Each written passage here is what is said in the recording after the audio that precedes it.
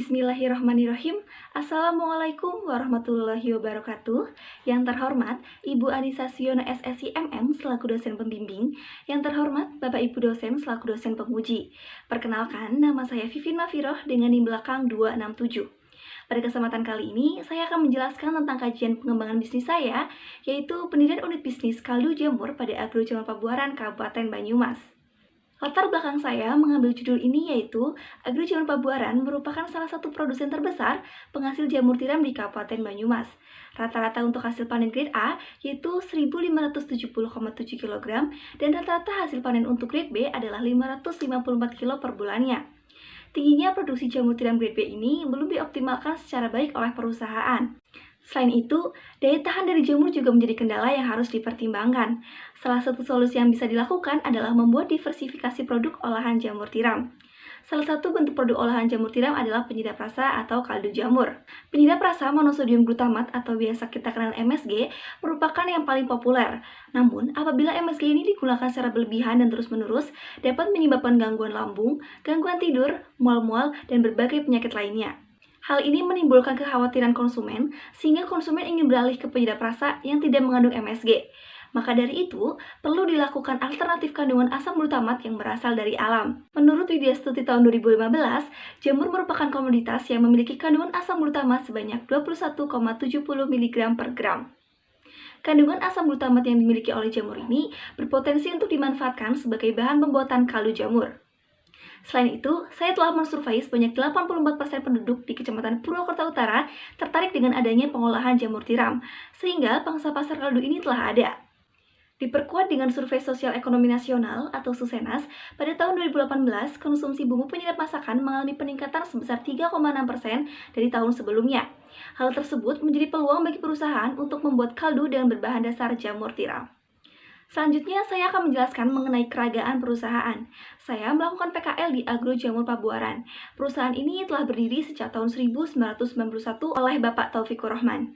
Perusahaan ini merupakan perusahaan perorangan yang bergerak di bidang pertanian yaitu budidaya jamur. Kegiatannya yaitu meliputi pembibitan hingga pemasaran, pelatihan, dan konsultasi. Untuk struktur organisasinya, Agro Jamur Pabuaran masih sederhana, terdiri dari pemilik, supervisor, dan kepala bagian di masing-masing bidang. Perusahaan ini memiliki jumlah tenaga kerja sebanyak 19 orang. Untuk sumber daya fisik, Agro Jamur Pabuaran memiliki total lahan seluas 3.300 meter persegi yang terbagi di beberapa tempat yang berbeda. Lahan seluas 3.000 meter persegi dijadikan tempat untuk budidaya jamur, sedangkan luas lahan 300 meter persegi digunakan sebagai tempat pembibitan, pemasaran, dan administrasi. Peralatan dan mesin yang digunakan merupakan peralatan mesin yang semi-modern. Hasil kerja perusahaan adalah hari Senin sampai hari Sabtu pada pukul setengah 8 sampai 4 sore. Untuk sumber daya keuangannya, pada Agro Jamur Pabuaran berasal dari modal pribadi. Selanjutnya yaitu rumusan ide pengembangan bisnis. Pada Agro Jamur Pabuaran memiliki salah satu permasalahan yaitu produksi jamur tiram grade B yang cukup tinggi dan nilai jual jamur tiram grade B ini lebih rendah. Ditinjau dari faktor internal terdapat kelemahan, yaitu belum optimalnya pengolahan jamur tiram grade B. Dan ditinjau dari faktor eksternal terdapat peluang, yaitu perubahan gaya hidup masyarakat yang praktis dan memperhatikan kesehatan. Apalagi di masa pandemi seperti sekarang, masyarakat diharuskan untuk berperilaku hidup sehat. Mengganti penyedap rasa MSG dengan kaldu jamur merupakan salah satu perilaku hidup sehat. Tinjauan tersebut menghasilkan rencana pendirian unit bisnis baru yaitu usaha kaldu jamur, yang akan dianalisis melalui aspek finansial dan non-finansial. Selanjutnya yaitu perencanaan produk. Perencanaan produk dari usaha ini menggunakan analisis bisnis plan. Menurut Yohana tahun 2015, bisnis plan merupakan sarana sistematis dalam mempertajam ide bisnis. Pendirian unit bisnis kaldu jamur memiliki merek dagang yaitu kaldu P4S. Makna dari penamaan P4S adalah berasal dari Agro Jamur Pabuaran, yang di depan nama perusahaan terdapat kata P4S yaitu Pusat Pelatihan Pertanian Pedesaan Swadaya. Alasan tersebut digunakan karena sudah banyaknya masyarakat yang telah mengenal perusahaan Agro Jamur Pabuaran, sehingga akan lebih mudah untuk diingat. Produk ini dikemas menggunakan kemasan saset plastik dengan berat bersih 100 gram. Pemilihan ini didasarkan pada hasil kuesioner yang telah disebar.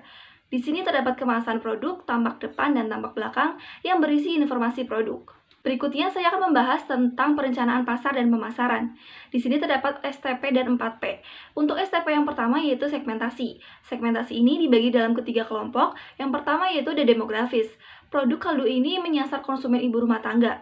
Kedua, geografis, wilayah Kabupaten Banyumas dan sekitarnya. Dan yang ketiga, psikografis, masyarakat yang menginginkan pola hidup sehat dan praktis. Untuk STP yang kedua yaitu targeting. Target pasca KDP4S adalah ibu rumah tangga serta masyarakat yang menginginkan pola hidup praktis dan sehat. Sedangkan positioningnya, KDP4S ini memiliki brand image yaitu tanpa pengawet dan monosodium glutamat. Memiliki manfaat yaitu baik untuk pencernaan dan tagline-nya yaitu dibuat dari jamur asli. Selanjutnya, bauran pemasaran yaitu 4P. P yang pertama adalah produk. Produk KDP4S ini dibuat dengan jamur tiram grade B dan bahan baku pendukung lainnya.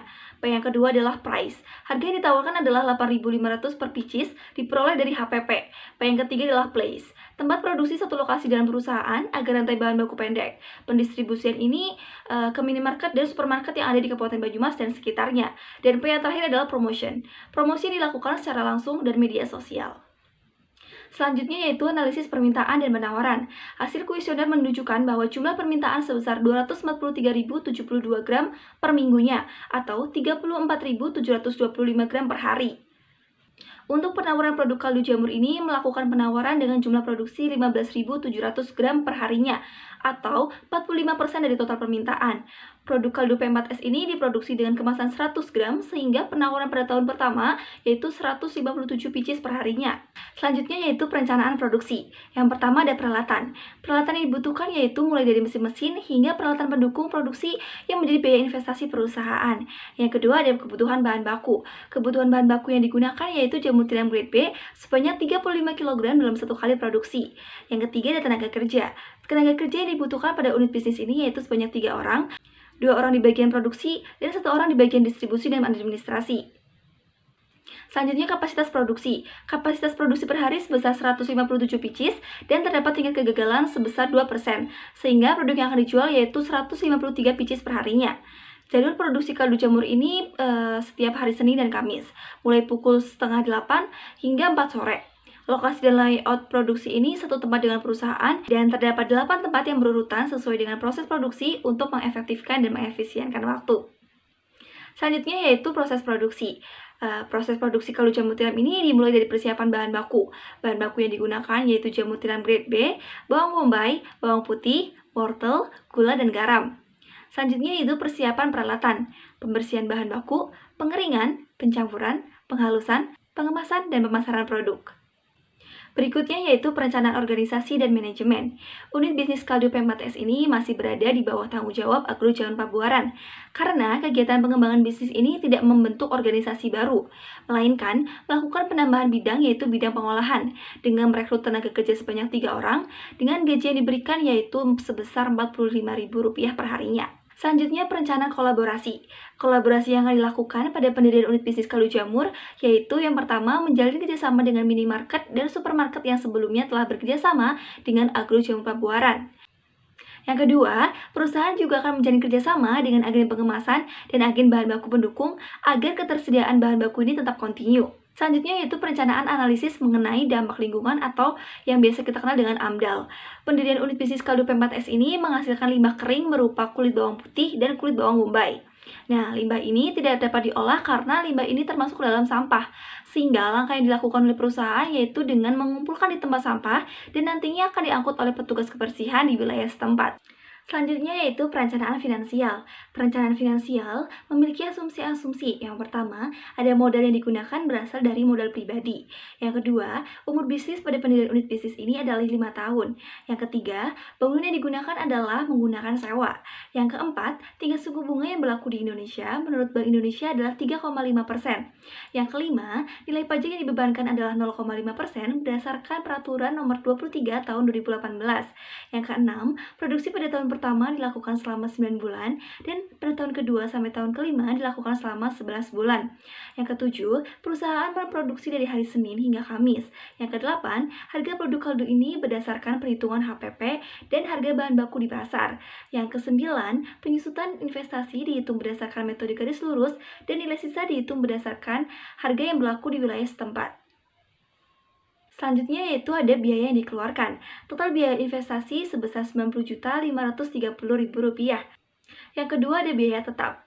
Biaya tetap yang dikeluarkan pada tahun pertama sebesar Rp57.107.667 dan pada tahun kedua sampai tahun kelima sebesar Rp58.107.667. Yang ketiga ada biaya variabel. Total biaya variabel yang dikeluarkan pada tahun pertama sebesar Rp111.780.000, sedangkan di tahun kedua sampai tahun kelima sebesar Rp136.620.000. Selanjutnya ada nilai penerimaan. Penerimaan pada tahun pertama sebesar Rp192.168 dan pada tahun kedua sampai kelima yaitu ditambah dengan nilai sisa sebesar Rp256.754.000. Untuk laba bersih setelah pajak pada tahun pertama yaitu Rp22.319.493 dan laba bersih pada tahun kedua sampai tahun kelima yaitu Rp38.969.973. Selanjutnya ada indikator kelayakan usaha. Dapat dilihat dari perhitungan NPV yang lebih dari 0, yaitu sebesar Rp110.284.739. Nilai ini bisa diterima apabila bisnis ini dijalankan pada saat ini. Yang kedua ada IRR. IRR yang didapatkan sebesar 72% lebih dari tingkat suku bunga yaitu 3,5%. Gross BC yang dihasilkan yaitu 1,12. Net BC yang dihasilkan yaitu 2,95, yang artinya setiap pengeluaran sebesar Rp1 menghasilkan manfaat bersih yaitu Rp2,95. Dan yang terakhir ada payback period. Payback period ini kurang dari umur bisnis 5 tahun, yaitu selama 2 tahun 3 bulan. Indikator kelayakan usaha ini dapat dikatakan layak karena telah memenuhi kriteria investasi. Selanjutnya ada analisis switching value. Diketahui komponen yang pertama adalah komponen penurunan produksi kaldu P4S. Batas maksimal penurunan yang dapat ditoleransi sebesar 10,87509713%. Komponen yang kedua yaitu kenaikan harga jamur tiram. Batas maksimal peningkatan harga jamur tiram dapat ditoleransi sebesar 37,507151%. Jika kenaikan harga jamur melebihi batas toleransi, maka perusahaan akan mengalami kerugian. Yang ketiga ada komponen kenaikan biaya produksi. Komponen kenaikan biaya produksi ini dapat ditoleransi maksimal sebesar 18,6025804% agar unit bisnis ini tetap berjalan. Kesimpulan dari pendirian unit bisnis kaldu P4S ini berdasarkan analisis SWOT yang telah ditinjau dari faktor internal dan faktor eksternal yang didapat oleh strategi, weakness, dan opportunity. Selain itu, pendirian unit bisnis ini telah dikaji menurut analisis finansial dan non-finansial yang keduanya ini menyatakan bahwa produk kaldu P4S ini layak untuk dijalankan. Penulis menyarankan kepada perusahaan agar selalu menggunakan bahan baku secara maksimal sehingga penerimaan yang didapatkan akan tinggi. Sekian presentasi dari saya, kurang lebihnya saya mohon maaf. Wassalamualaikum warahmatullahi wabarakatuh.